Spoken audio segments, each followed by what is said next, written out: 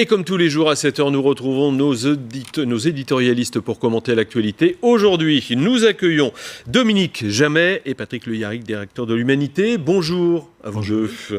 Au programme, je vous donne le programme. Ce midi, le sondage, on vient d'en parler, qui fait mal à l'Élysée. François Hollande devancé par Emmanuel Macron. Un deuxième tour qui opposerait le candidat Les Républicains à Marine Le Pen. L'inquiétant retour des djihadistes et la gestion des détenus radicalisés. Sans oublier quelques mots de commentaires sur le futur camp d'accueil de migrants à Paris présenté par Anne Hidalgo hier. Voilà, on parle là-dessus. Premier point, on commence donc avec de la politique et ce sondage TNS Sofres pour le Figaro LCI. Les constats sont simples. Si les candidats, Emmanuel Macron s'installe dans la course, il devance dans tous les cas de figure mesurés François Hollande, l'ex-ministre de l'économie rassemblerait entre 15 et 20% des suffrages. Autre constat, le second tour verrait s'affronter le candidat Les Républicains et Marine Le Pen. Première question, messieurs, François Hollande peut-il être candidat quand il rassemble sur son nom entre 11 et 15% des suffrages ?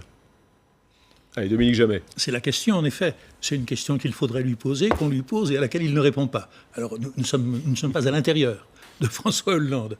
Mais enfin, le fait est qu'on s'est demandé pendant longtemps si François Hollande se qualifierait pour le second tour. La réponse, c'était généralement non. Maintenant, on peut se demander s'il peut se qualifier pour le premier tour, s'il est en mesure de se présenter. Vous le disiez, c'est sans précédent qu'un président sortant et que le représentant officiel, sinon de toute la gauche, du moins du Parti socialiste, se situe à de tels niveaux. Au point où nous sommes, nous ne savons pas. François Hollande semble vouloir réserver sa réponse jusqu'à décembre prochain. Peut-être qu'autour de lui, on lui fera comprendre soit qu'il faut qu'il se décide enfin à se présenter, quels qu'en soient les risques, soit qu'il se décide enfin à prendre ses responsabilités et à laisser la place à d'autres. C'est jouable pour François Hollande, quand on voit ces chiffres ? Ça, si on voit les chiffres d'aujourd'hui, non. Maintenant, il y a encore des semaines et des mois devant nous. La situation est quand même très compliquée pour lui.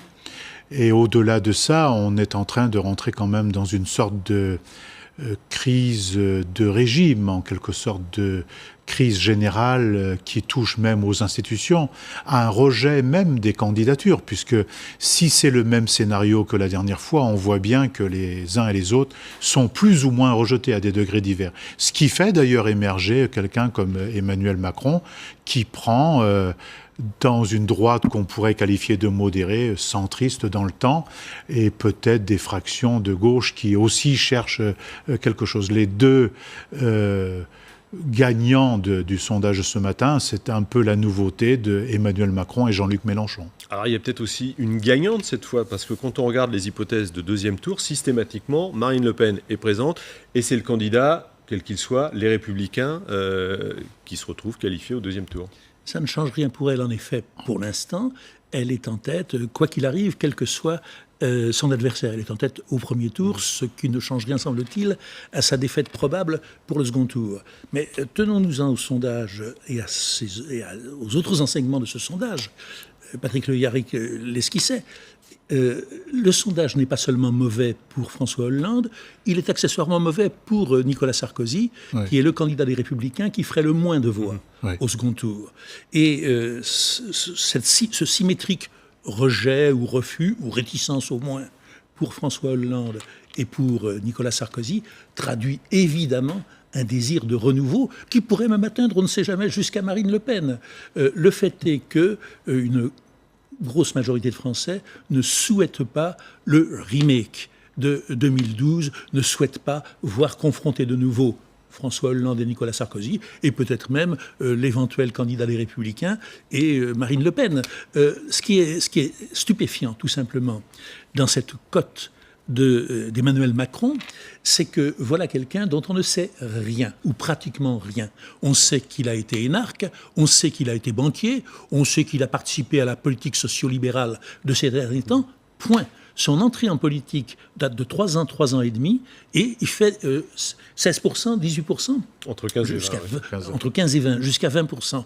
Vraiment, on a peu de précédents en France, je n'en vois pas même, à vrai dire, de quelqu'un qui soit si récent dans la politique, qui soit si mal connu parce qu'on ne sait ni s'il est de gauche ni s'il est de droite, un peu des deux sans doute, et qui réalise un tel score. Ça dit bien ce que cela veut dire. Ouais, ça en dit long sur l'état de l'opinion publique en France. Oui, l'opinion est en recherche de quelque chose. Elle est malheureusement parfois prête, parce que quand Emmanuel Macron dit « je suis le candidat anti-système », s'il y en a un qui a les 2 doigts et les 2 pieds dans le système depuis très longtemps, depuis la banque jusqu'au cabinet, jusqu'à la présidence de la République, et ensuite le ministère de l'économie, ce n'est pas rien. Donc il n'est pas un candidat anti-système. Quand il dit « je suis moderne », il fait descendre les gens des TGV pour les mettre dans des cars. Je ne vois pas qu'est-ce qu'il y a de moderne dans tout ça, et ainsi de suite. Donc, un moyen de voyager pour moins cher. Comment ? C'est un moyen de voyager pour moins cher. Et plus longtemps, c'est comme ça qu'il présentait. Et c'est vrai, et plus longtemps. Mais je ne crois pas qu'à l'heure du TGV, et alors qu'on veut, paraît-il, aller sur des planètes nouvelles, je ne crois pas que ce soit un gage de modernité que l'écart. Et donc, il y a cette demande, cette recherche de nouveautés, des visages et des paroles, de la manière de dire et de faire de la politique, je pense. Puis il y a sans doute aussi une recherche d'une issue politique. On va s'arrêter encore quelques instants sur ce sondage pour regarder 2 candidats. Jean-Luc Mélenchon, alors je ne sais pas si on peut aller jusqu'à dire que c'est votre candidat, on a compris qu'il manquait quelques signatures et que les communistes seraient prêts à lui donner. Il fait entre 10 et 13%, c'est-à-dire il retrouve son score de 2012. Il n'y a pas de progression malgré la crise qui s'installe. Comment vous l'expliquez ? La dernière fois, il avait commencé à 4% à la même époque. Et là, il commence à 11%. Donc, il peut passer, il peut gagner 3-4 points encore. Et puis Nicolas Dupont-Aignan, votre candidat, qui fait entre 3 et 7%. Qu'est-ce qu'il fait au deuxième tour ? Il ne peut pas s'y retrouver, mais il appelle à voter pour qui ? Attendez, puisque je vous remercie d'en parler. Je l'ai fait pour Mélenchon, je le fais pour Dupont-Aignan. Je vous remercie d'en parler parce que ce que je trouve singulier dans la présentation par Le Figaro des résultats de son sondage, c'est qu'il ne semble pas noter qu'il y a un candidat qui effectivement fait au pire 3%, mais qui fait au mieux 7%, ce qui commence à n'être pas négligeable. Et ce qui est intéressant, me semble-t-il, non seulement de mon point de vue par rapport à Debout la France et à Nicolas Dupont-Aignan, mais par rapport à l'électorat, c'est que si vous additionnez Marine Le Pen, Emmanuel Macron, Jean-Luc Mélenchon et Nicolas Dupont-Aignan, ils ont en commun tous les 4 que les électeurs se disent « mais on a essayé les autres, on a essayé les vieux partis, on a essayé ces vieux chevaux de retour de la politique, on voudrait autre chose ». C'est un drôle d'attelage quand même, les 4 là. Qu'est-ce qu'ils ont en commun ? Non, Mélenchon était là en 2012, Marine Le Pen aussi. Ce qu'ils ont de commun. Dupont-Aignan aussi, d'ailleurs. Ce qu'ils ont de commun, c'est le rejet du système. Et ce qu'ils ont de commun, c'est de proposer d'autres choses, c'est de représenter d'autres forces que celles qui nous ont représentées jusqu'à présent et qui sont discréditées. Autre thème de réflexion, le danger du retour des djihadistes et leur gestion en prison. Les propos du Premier ministre sont sans équivoque.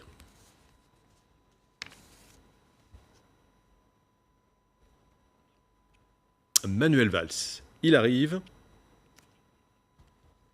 Vous savez, aujourd'hui, 15 000 individus radicalisés sont suivis. Je ne vous donne même pas les chiffres, vous les connaissez, près de 700 individus qui sont en Syrie et en Irak. Il y a 203 personnes qui sont revenues, il y a 195 qui sont décédées. Mais moi, j'ai la conviction profonde que l'immense majorité de nos concitoyens de confession ou de culture musulmane partagent l'idée d'un islam français et républicain. Mais il y a une minorité, il y a une minorité qui veut imposer sa vision des choses, et celle-là que nous devons combattre. On regarde aussi les chiffres, les départs vers la Syrie ou l'Irak sont en forte baisse, ce qui s'explique par le recul de Daesh et peut-être les mesures administratives mises en place. Les retours sont aussi en baisse, mais certains pourraient passer sous les radars. Messieurs, est-ce qu'il faut, comme le dit Manuel Valls, se préparer à résister dans un long combat ? Il est possible que ce soit très long. Et toutes les mesures de sécurité, toutes les mesures concernant le renseignement, toutes les mesures de coopération européenne doivent être prises pour empêcher qu'on assiste à nouveau à des crimes de masse comme on en a subi depuis maintenant plusieurs mois, dont cet été. En même temps, les mesures de sécurité sont indispensables, mais ce qui manque aujourd'hui dans le débat, c'est que ce ne sera pas suffisant. Il faut créer les conditions de faire société ensemble, et faire société ensemble nécessite de mettre des moyens dans l'école, dans les services publics, dans la culture, dans le sport. Ce sont deux calendriers différents. Nous sommes confrontés à un problème d'urgence, qui est le terrorisme, la menace terroriste, djihadiste, et à un problème de long terme, qui est celui de la réintégration ou de l'assimilation d'un certain nombre de personnes relevant de minorités d'origine étrangère, la plupart du temps. Ça, c'est pour le long terme. Éducation, insertion, logement, emploi. Bon. Mais sur le court terme, on a l'impression d'un gouvernement qui court toujours après l'événement sans jamais parvenir à le rattraper. Nous savons qu'effectivement, il y a moins de gens qui partent pour la Syrie et l'Irak à cause des revers de Daesh. Et puis, il va y avoir probablement des gens qui reviendront de Syrie et d'Irak à cause des revers de Daesh. Et j'entends les paroles de Manuel Valls qui sont toujours fortes, mais je ne vois pas les actions. Il faudrait évidemment intensifier et la recherche et la répression des gens qui sont susceptibles de mener des actions terroristes en France. C'est pas ce que fait, on écoutait Bernard Cazeneuve tout à l'heure qui parlait de 250 interpellations depuis le début de l'année. Plusieurs finissent en prison, on va parler d'ailleurs de la gestion en prison. Vous avez tout à fait raison, mais le contraste ou le décalage est fort entre les 15 000 personnes fiché S est susceptible de faire des attentats et les 250 mesures concrètes dont se prévaut Bernard Cazeneuve. Je sais bien qu'on est devant une difficulté majeure et que arrêter préventivement n'est pas conforme au principe de la justice, n'est pas conforme au respect des libertés. Mais assassiner des gens n'est pas conforme tout à fait non plus au code ni pénal ni civil. Et peut-être faudrait-il, vu les circonstances exceptionnelles que nous vivons, prendre également quelques mesures d'exception. Quand vous parlez d'école, d'éducation, de logement, de travail, mais parmi les terroristes qui ont opéré au mois de novembre 2015, il y avait par exemple un chauffeur de bus de la RATP, donc quelqu'un qui avait un CDI, qui travaillait.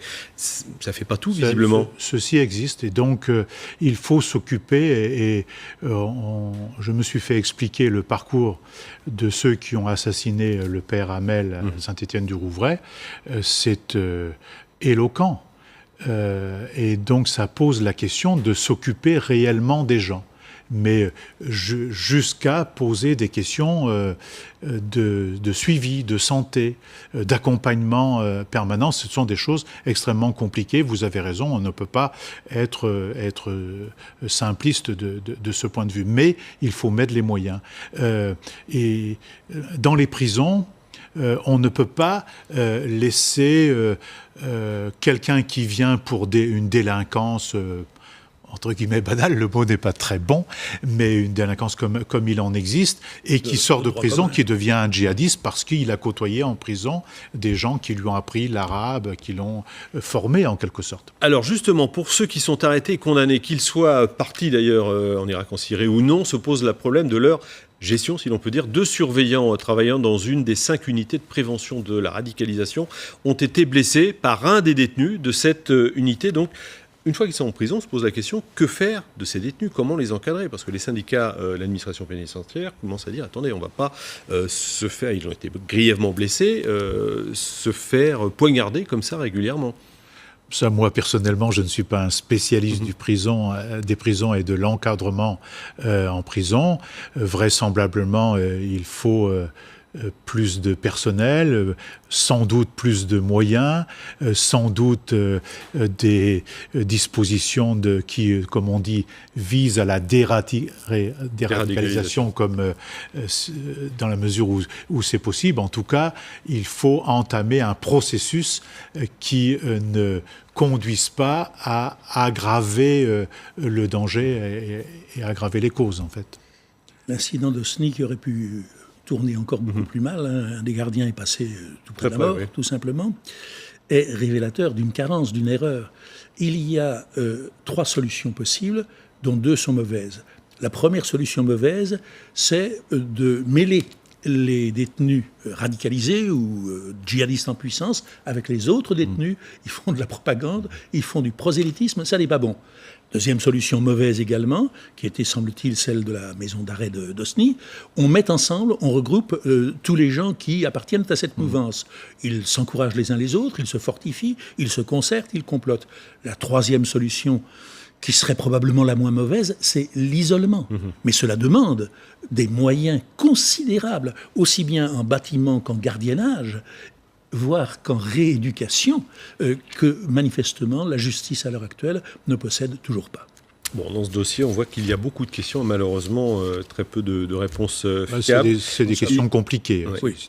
Il nous reste un petit peu de temps. Rapidement, Anne Hidalgo a levé le voile sur le futur centre d'accueil de migrants à Paris Intramuros. Il pourra accueillir jusqu'à 600 personnes, uniquement des hommes d'ailleurs. Est-ce que c'est une bonne idée, tout simplement ? On ne peut que se féliciter de voir des gens, des malheureux, ne plus être réduits à coucher dans la rue, n'importe où, dehors, par le chaud, par le froid, etc., etc.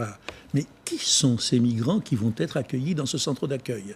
Est-ce que ce sont des gens qui ont l'espoir d'avoir un logement, un emploi, une insertion ? D'où viennent-ils ? Combien sont clandestins ? Combien sont-ils légaux ? Combien sont des demandeurs d'asile acceptés ? C'est ce que je ne sais pas, c'est ce que nous ne savons pas. Et l'on voit bien qu'à l'heure actuelle, la mairie de Paris, pour des raisons soit politiques, soit humanitaires, fait ce qu'elle peut, mais cela s'insère dans un ensemble beaucoup plus vaste. Nous avons un gouvernement commentateur, un gouvernement spectateur, qui n'a pas de politique vis-à-vis d'une immigration qu'il est incapable de contrôler. Donc, sur le plan humain, très bien de faire un centre d'accueil pour 600 personnes, puis ensuite on fera un deuxième centre d'accueil pour 600 autres, puis pour 600 autres, etc. Mener une politique, avoir une politique, la définir et l'appliquer serait mieux. Bien, humainement, c'est bon, donc pour Dominique Jamais, même s'il n'y a pas de politique à long terme.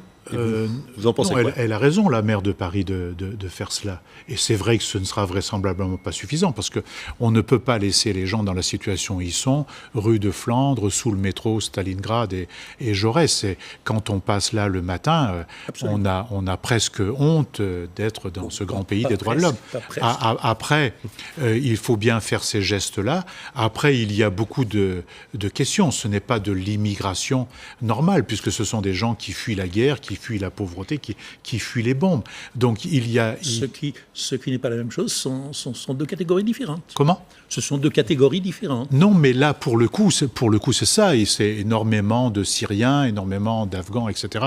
Donc il y a ça qui est nécessaire, l'humanitaire en quelque sorte, enfin la solidarité.